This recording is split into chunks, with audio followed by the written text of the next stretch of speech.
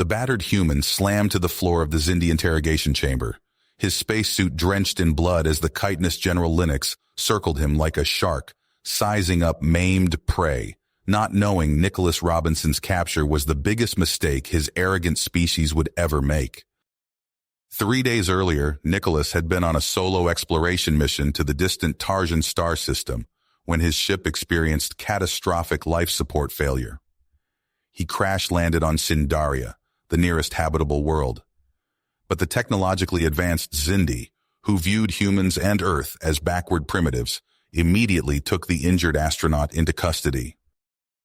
Terran crafts are so pathetically fragile. Why does a dirt planet even bother with interstellar flight? Sneered Linux as he kicked Nicholas's ribs. The human gasped, but met his captor's obsidian stare defiantly. Earth may seem primitive to you now, but you have no idea what my people are capable of. But the Xindi leadership, believing humans posed no threat after monitoring Earth and dismissing mankind's potential, had already decided Nicholas's fate. They would strip his ship for parts to study, while he rotted in a cell. They didn't know a human never surrendered. As he was dragged to the detention block, badly wounded and odds stacked against him, Nicholas's mind raced. No one on Earth knew of his capture or humanity's peril if the hostile Xindi Empire targeted his homeworld next. His survival and escape were critical. He had to get back and warn Earth. Dumped on the frigid metal floor, the steel door clanged shut. Nicholas clenched his bloodied fists, gritting through the pain. They thought humans were weak, inferior, just dumb apes from a backwater dirt planet. But he'd show them what inferior humans could do. They were about to get a brutal lesson in human ingenuity, tenacity, and sheer stubborn defiance. By the time he was done with these arrogant alien bugs, they would regret the day they dared underestimate humanity and dismiss the indomitable human spirit. Nicholas smiled coldly through the blood on his teeth. Time to get to work. He'd turn the tables on these overconfident fools. The Xindi Empire would never know what hit them. Alone in his cell, Nicholas fought through the searing pain of his injuries and focused his mind on the task at hand. He had to find a way out of this hellhole and warn Earth about the Xindi threat. But first, he needed to learn more about his captors and their technology. During the brutal interrogation sessions, Nicholas feigned compliance, offering just enough information to keep Linux and his goons satisfied. But all the while, he was subtly gathering intel, observing every detail of the Xindi's advanced tech and filing it away for later use. As an astronaut and engineer, Nicholas's trained eye picked up on the intricacies of the Xindi systems. He noted the way their energy weapons were powered, the layout of their ships, and the complex algorithms that governed their security protocols.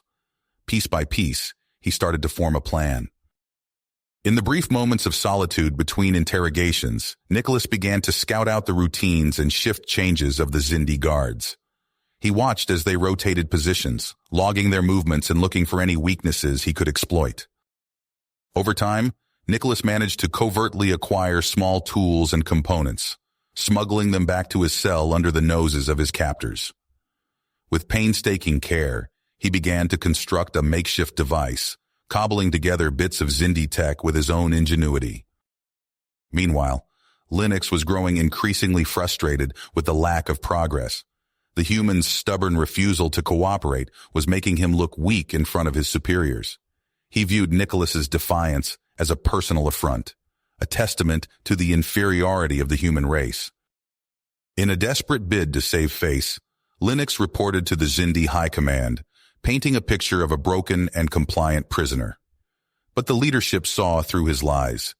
They demanded results, warning Linux that his own standing was now on the line. Backed into a corner, Linux resorted to even harsher methods. He subjected Nicholas to sleep deprivation, extreme temperatures, and psychological torture. But no matter what he threw at the human, Nicholas refused to break. Day after day, Nicholas endured the interrogations with stoic grit, never giving an inch. His defiance only served to fuel Linux's rage and frustration. The Xindi general couldn't comprehend how a primitive creature from a backwater planet could possess such strength of will. But the constant strain was taking a toll on Nicholas. His body was battered, his mind stretched to the limit. He knew he couldn't hold out forever. It was now or never. After several tense days, an opportunity finally presented itself. An unfamiliar Xindi soldier was assigned to guard duty, and he seemed less attentive than the others. Nicholas watched as the guard's head began to droop, his posture slackening. With a deep breath, Nicholas pulled out his crudely built device. He had timed this moment to coincide with the scheduled shift change, when the guards would be distracted. Praying that his calculations were correct, he activated the device. A sharp crackle filled the air as the device sent out a focused electromagnetic pulse. The locking mechanism on Nicholas's cell door shuddered and then clicked open. He was free. Moving with speed and precision, Nicholas burst out of the cell and closed the distance to the distracted guard. Before the Xindi could react, Nicholas had him in a chokehold, squeezing until the guard went limp. Nicholas grabbed the guard's weapon and access keycard, then dragged the unconscious body back into the cell. He sealed the door behind him and then set off into the complex, his heart pounding in his chest. Every step was a calculated risk, every corner a potential ambush. But Nicholas had spent hours studying the layout of the facility, committing every detail to memory. He navigated the twisting corridors with purpose, making his way towards the hangar where his ship was being held. As he approached a security checkpoint, Nicholas knew he wouldn't be able to bluff his way through. Instead, he located a nearby control terminal and jacked in his makeshift device. With a few quick keystrokes, he was able to temporarily disrupt the surveillance systems, looping the camera feeds and opening the sealed blast doors. Nicholas slipped through the checkpoint undetected and quickened his pace. He was close now, the hangar just ahead. But as he rounded the final corner, he found himself face to face with a group of startled Xindi technicians. For a split second, nobody moved. Then all hell broke loose. The technicians scrambled for their weapons as Nicholas dove for cover. Blaster fire filled the air, scorching the walls and floor. Nicholas returned fire with his stolen weapon, the unfamiliar controls slowing his reaction time. But he had surprise on his side. The technicians hadn't expected an armed human to come bursting into their midst.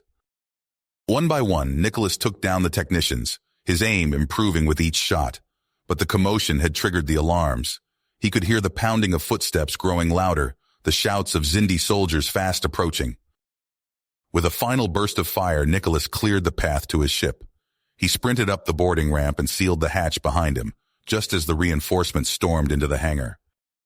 Inside the cockpit, Nicholas's hands flew over the controls, muscle memory taking over. His ship had been partially dismantled, but the core systems were still intact. He just had to hotwire the engines and pray that the nav computer could still plot a course. As he worked frantically, the outer hull began to shudder under a barrage of weapons fire. The Xindi were trying to disable the ship before it could take off. Nicholas gritted his teeth and redoubled his efforts. Just as the engines hummed to life, the hangar doors exploded inward. General Linux stormed in, flanked by heavily armed soldiers. Nicholas could see the rage twisting the Xindi's features, the disbelief that a mere human could have outsmarted them all. But Nicholas had no time to savor the moment. With a final keystroke, he engaged the thrusters and sent his ship rocketing forward. The sudden acceleration slammed him back into his seat as the hull scraped and sparked against the edges of the hangar door. And then he was free, the inky blackness of space enveloping him like an old friend. Behind him, the Xindi ships were already in pursuit, their weapons locking onto his damaged vessel. Nicholas pushed the engines to their limit, redlining the power core as he punched in coordinates for Earth. Warning lights flashed across the console, alarms blaring in his ears. But he kept going, his grip tight on the controls. With a final shuddering jolt, the ship leaped to FTL speeds, the stars stretching into long blue streaks. The Xindi lasers faded into the distance, unable to match his velocity. Against the odds, Nicholas had made it out alive. But there was no time to rest, no time to celebrate. Earth needed to be warned about the Xindi threat, and his ship was barely holding together. the hull breached in a dozen places and the life support systems flickering ominously.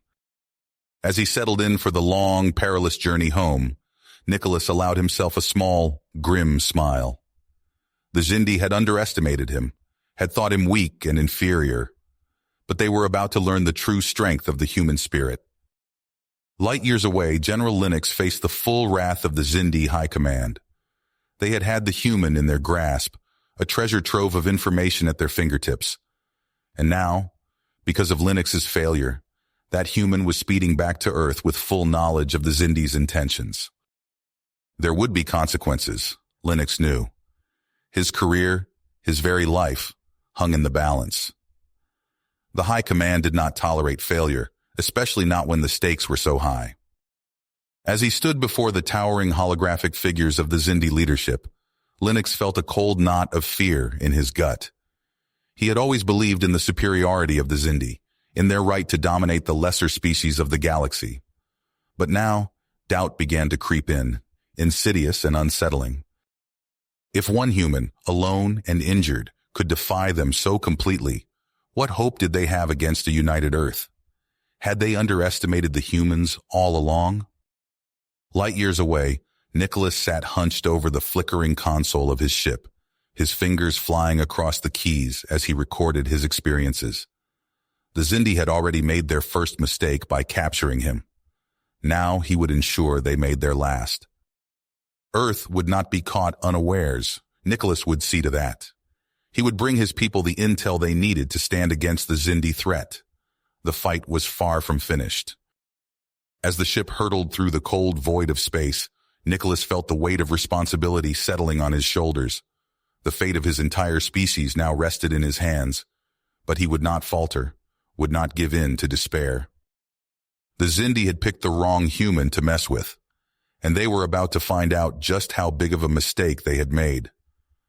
Nicholas smiled grimly, his eyes fixed on the distant pinprick of light that was Earth. It was time to bring the fight to the enemy. Oh. The proximity alert blared through the ship, jolting Nicholas from his fitful rest. He sprinted to the bridge, his heart pounding. The sensor readouts confirmed his worst fears. A Xindi strike force was closing fast. Battle stations, Nicholas barked. This is not a drill. All hands prepare for immediate engagement. The crew scrambled into action, their movements practiced but tense. Nicholas watched as they made hasty repairs, rerouting power and sealing hull breaches. Weapon status, he demanded. 2 forward laser cannons operational, sir. Missile tubes jammed. Shields at 40% capacity. Nicholas cursed under his breath. They were outgunned, and he knew it. But they had no choice. It was fight or die. A blinding flash lit up the view screen as a massive Xindi warship dropped out of FTL. Before Nicholas could react, a barrage of energy beams lanced out. Evasive maneuvers, Nicholas shouted. The helmsman wrenched the controls, sending the ship into a wild spiral. Most of the Xindi volley went wide, but one shot clipped their port engine. Alarms wailed as systems went offline. Sublight engines damaged, an ensign reported. We're losing power. Nicholas gritted his teeth. With their speed advantage gone, they were sitting ducks. But he refused to give up. Listen up, he addressed the bridge crew. We're outgunned, but not outmatched. Remember your training. Hit-and-run attacks. Use the asteroid field for cover. We may not win this fight, but we'll make them bleed for every inch. A chorus of determined ayes rang out. Nicholas allowed himself a grim smile. These were Earth's finest, adaptable, resourceful, and utterly unwilling to submit. As the Xindi warship closed in for the kill, Nicholas's vessel darted between massive space rocks, forcing their larger enemy to maneuver awkwardly. When an opening presented itself, the humans struck back with precision laser fire, scoring hits on the Xindi's sensor array. Back and forth the battle raged. Nicholas' ship took heavy damage, losing weapons and suffering hull breaches. But they gave as good as they got, harrying the Xindi vessel relentlessly. Hours passed in a blur of explosions, near misses, and frantic repairs. Nicholas lost track of how many crew members he'd seen fall. But still, they fought on, their perseverance hardening with each Xindi attack repelled. Just when it seemed they could take no more, fate intervened. A stray shot from the human vessel struck a critical weak point in the Xindi warship's main weapons array. Explosions rippled across its hull as systems overloaded. "Now's our chance," Nicholas roared. "All power to weapons. Take that bastard down." His battered ship surged forward, guns blazing. Victory was within their grasp. Suddenly, space warped as a second Xindi battlecruiser materialized. Nicholas's blood ran cold as he recognized the markings. It was Linux's flagship. "Evasive action," he ordered, but it was too late. Caught between two superior foes, their doom seemed certain. In that moment of desperation, Nicholas made a fateful decision. "Divert all power to the warp core," he commanded. "We're going to overload it." His crew stared in disbelief but quickly obeyed. As the warp core's energy levels spiked beyond safety limits, Nicholas channeled it into the deflector array. "Brace for impact," he shouted. A blinding pulse of electromagnetic energy erupted from the ship, engulfing both Xindi vessels. Their shields flickered and died as systems went dark across the board. "Now, open fire with everything we've got left." A barrage of projectile weapons, improvised from scavenged materials, tore into the defenseless Xindi ships. Atmosphere vented from multiple hull breaches as the aliens struggled to restore power. Nicholas watched with grim satisfaction as both enemy vessels burned, but the victory was short-lived. Warning klaxons sounded throughout his own ship as the warp core destabilized. "Abandon ship," he ordered, his voice heavy. "Purge the nav computers and get to the shuttles. Our fight isn't over yet." As Nicholas raced toward the escape pods, he allowed himself one last look at the battlefield. The mighty Xindi warships drifted helplessly, gutted by human ingenuity and dedication. He couldn't suppress a bitter smile. The aliens had gravely miscalculated in thinking humanity would be an easy conquest. Now they would learn just how costly that mistake would be. The battered shuttles limped into the docking bay of Earth Outpost Sigma 9, their hulls scorched and pitted from their desperate flight. As the airlock cycled, Nicholas stumbled out, his legs unsteady after weeks in zero-G. He blinked in the harsh light, taking in the crowd of stunned faces. "I need to speak with command now," he rasped, his voice hoarse from disuse. A murmur rippled through the gathered personnel. An officer stepped forward, eyeing Nicholas warily. "Sir, protocol dictates—" Nicholas cut him off. "To hell with protocol. Earth is in danger. Every second we waste puts us all at risk." The urgency in his voice must have registered. Within minutes, Nicholas found himself ushered into a secure briefing room, facing a wall of monitors displaying the grim visages of Earth's top brass. "This had better be good, son," growled Admiral Hawthorne, his bushy eyebrows furrowed. Nicholas took a deep breath and began to speak. He recounted his capture, his time in the Xindi facility, and his daring escape. As he spoke, he interfaced a data chip with the room's systems, projecting stolen Xindi intelligence onto the screens. The faces of the officials grew increasingly pale as Nicholas laid out the Xindi's plans. Maps of Earth's defenses, or lack thereof, flashed by, along with tactical assessments of humanity's military capabilities. "My God," whispered General Chen. "They've been watching us for years." Nicholas nodded grimly. "It gets worse." He brought up a new set of coordinates.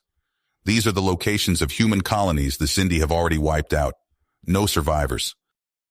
The room fell deathly silent as images of devastation filled the screens. Smoking craters where cities once stood, fields of debris that used to be orbital stations.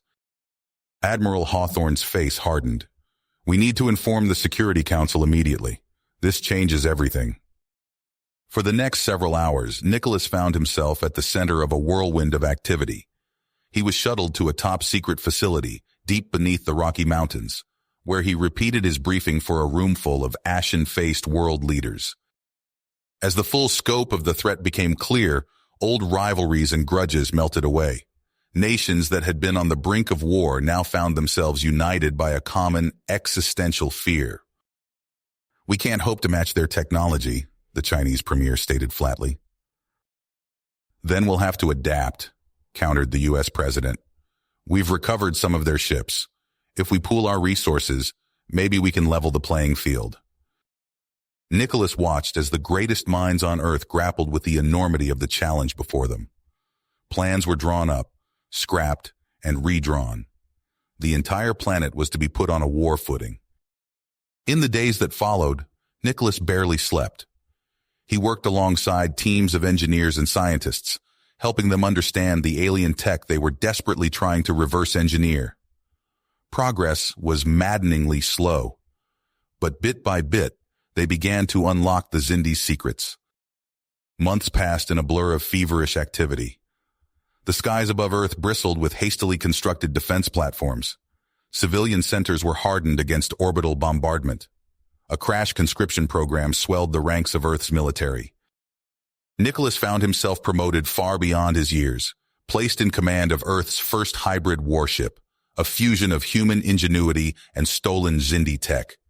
As he stood on the bridge, surrounded by a crew of humanity's best and brightest, a chill ran down his spine. The proximity alarms blared. On the main view screen, space itself seemed to tear open as massive Xindi vessels materialized at the edge of the solar system. "All hands to battle stations," Nicholas ordered, his voice steady despite the fear clawing at his gut. "This is what we've prepared for. Let's show these bastards what humans are made of." As his ship accelerated to meet the oncoming armada, Nicholas allowed himself one last look at the blue marble of Earth, growing smaller behind him. Everything hung in the balance now. Victory or extinction. There was no middle ground.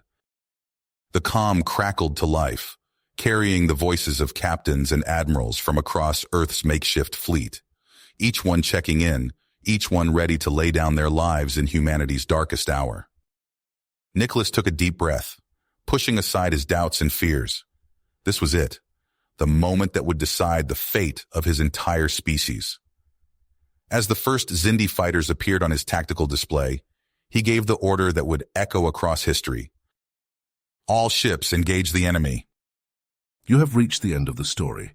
If you enjoyed this story and want to support us, please leave a like and subscribe to our channel, and for every comment that says 88, I will heart every single one of them. Thank you for your time.